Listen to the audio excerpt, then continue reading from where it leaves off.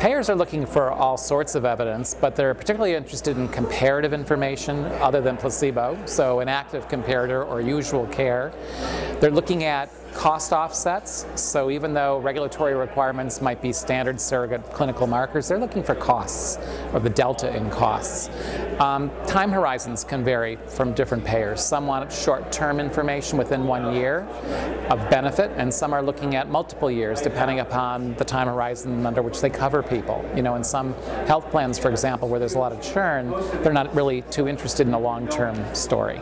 So there's a lot of different kinds of evidence that payers are looking for. There's no one answer. It's a patchwork quilt of decision makers.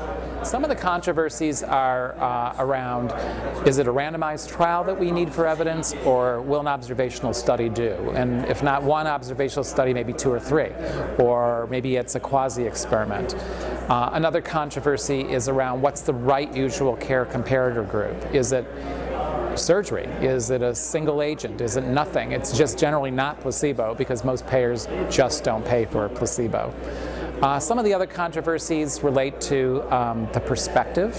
So it's whether you do or don't include something like productivity. Some employers who have people who work on assembly lines and have to have, if someone's out sick, they have to bring somebody in and pay the kind of the cost for that. Are very obsessed with productivity.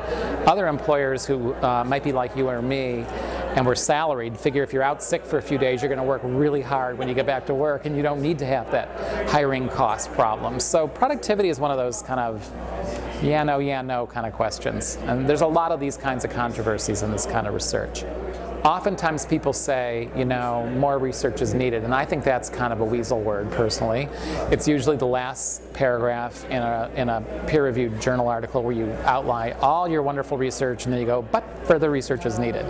That's just not the world the payers live in. They have to make decisions and live by them. So of course further research is needed. It's always needed, but you still can't stop from having to make a decision one way or another, and you can revisit the decision. Nothing's permanent. Most of our payers on an annual basis look at the evidence a year later and see if there's new evidence to maybe change their minds. But you know, the best thing to do is to take the evidence at hand in the year that you're looking at it, or the years leading up to it, and live by some decision. We do that in our daily life. You know, when we're looking at a car, we may look at all the evidence that it's a great car, and we may not know everything there is to know about that car, and a year later we may learn something new. It's just the same kind of an issue.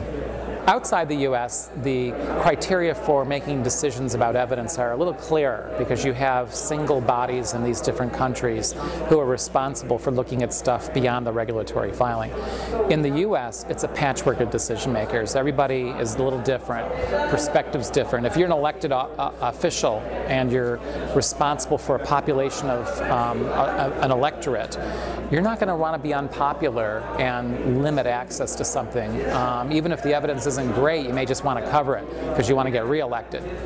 But if you're an employer of a Fortune 50 company and you're living and dying by quarterly earnings statements, and along comes a new technology that's really expensive but the evidence is kind of wishy-washy on, you may hold back coverage of that new technology. So the payers in this country, in the U.S., are all across the board on how much evidence they need, what type of evidence they need, and I know it's hard for people who are generating the evidence to understand there's no single answer to the question.